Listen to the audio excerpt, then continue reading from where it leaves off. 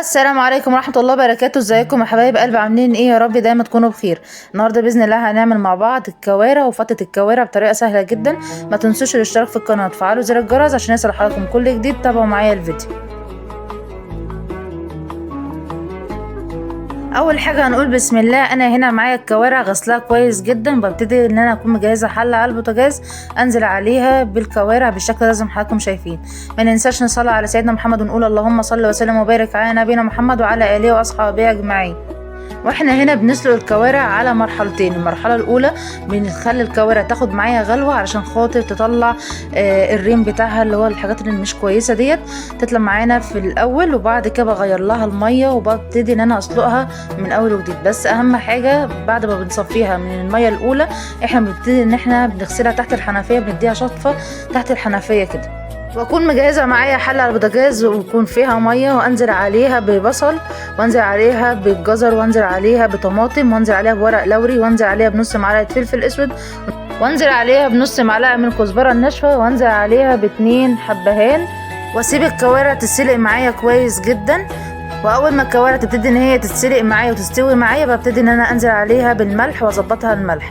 بعد كده اكون مجهزه معايا حله على البوتاجاز انزل عليها بمعلقه زيت كبيره وانزل عليها بالرز ونبتدي ان احنا نحمر الرز كويس جدا. احنا هنا هنعمل رز ابيض اللي هو رز الفته. واول ما الرز يبتدي ان هو يتحمر معايا كويس جدا ببتدي ان انا انزل عليها بشوربه اللحمه. انا هنا كان عندي متوفر معايا شوربه لحمه، ببتدي ان انا انزل بيها على الرز بعد ما اتحمر معايا بالشكل ده زي ما حضراتكم شايفين. وبعد كده واسيب الرز يستوي معايا زي ما حضراتكم شايفين. وبعد كده اكون مجهزه معايا حله على البوتاجاز انزل عليها بمعلقه سمنه وانزل عليها بنص معلقه توم وابتدي ان انا احمر التومه مع السمنه بالشكل ده زي ما حضراتكم شايفين عشان خاطر ان احنا هنعمل صلصه الفته. نبتدي ان احنا نحمر التوم كويس جدا بالشكل ده. واول ما التومه بدات تصفر معايا ببتدي ان انا انزل عليها بالخل وبعد كده ببتدي ان انا انزل عليها بعصير الطماطم. انا هنا بنزل عليها بمعلقتين كبار من الخل. وبعد كده ببتدي ان انا انزل عليها بالعصير الطماطم وانزل عليها بالتوابل صلصه الفته معايا نص معلقه ملح نص معلقه فلفل اسود نص معلقه كمون واسيب الصلصه ان هي تتسبك معايا كويس جدا. وانا هنا ببتدي ان انا اعمل الكوارع على طريقتين. الطريقه الاولى ان انا بسيبها مسلوقه زي ما هي، والطريقه التانية نبتدي ان احنا نقطع الكوارع قطع صغيره بالشكل ده وابتدي ان انا اعمل لها صلصه جميله جدا وبتكون برضو طعمها جميل جدا. ببتدي ان انا اخلي الكوارع من العظم بالشكل ده زي ما حضراتكم شايفين. انزل معايا بمعلقه سمنه بلدي بالشكل ده. واول ما السمنه تبتدي ان هي تسيح معايا ببتدي ان انا انزل عليها بنص معلقه توم مفروم ناعم واحمرها كويس جدا مع السمنه بالشكل ده زي ما حضراتكم شايفين.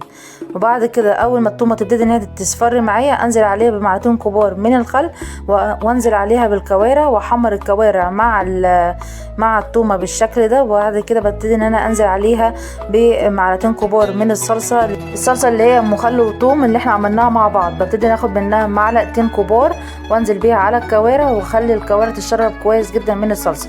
بعد كده نبتدي ان احنا نعمل الدقه دي جميله جدا. ببتدي ان انا انزل بنص معلقه سمنه وانزل عليها بربع معلقه ثوم مفروم ناعم وابتدي ان انا احمر السمنه مع الثومه وانزل عليها بمعلقتين كبار من الخل واسيبها ان هي تاخد غلوه مع الثومه بالشكل ده. وبعد كده ابتدي ان انا انزل عليها بالشوربه اكمل الحله كلها شوربه. وبعد كده ببتدي ان انا انزل عليها بنص معلقه كمون واول ما تاخد معايا اول غلوه ببتدي ان انا اطفي النار عليها. ما بسيبش الدقه تغلي معايا كتير عشان خاطر بتمرر معايا. بعد كده اكون مجهزه معايا عيش الفته. ببتدي ان انا اكسره كويس جدا وانزل عليه بالشوربه وانزل عليه بمعلقتين كبار من الصلصه. بعد كده نبتدي ان احنا نعمل مع بعض عصير الجوافه مع بعض. اكون مجهزه معايا الخلاط وانزل عليها بكيس من الجوافه انا كنت مفرزاها في الفريزر وابتدي ان انا انزل عليها ب3 معالق كبار من السكر، والسكر هنا بيكون على حسب الرغبه.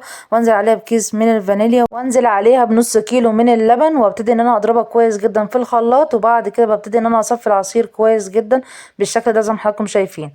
وبعد كده ببتدي ان انا اصب العصير. شايفين ما شاء الله العصير الجوافه جميل ازاي؟ جربوها بالطريقه دي هتعجبكم جدا. وده كده شكل النهائي للفتة بعد ما نزلت بالصلصة على العيش. ببتدي ان انا انزل عليها بالرز الابيض وببتدي ان انا انزل عليها بالصلصة بالشكل ده. وعملنا مع بعض الكوارع اللي هي المسلوقة في الشوربة وعملنا مع بعض الكوارع بالصلصة وعملنا مع بعض السلطة وعملنا مع بعض الدقة وعملنا مع بعض عصير الجوافة بطريقة سهلة جدا. جربوا الكوارع بالطريقة دي هتعجبكم جدا. يا رب الفيديو يكون عجبكم. لايك وشير، واشوفكم في فيديو جديد في حفظ الله.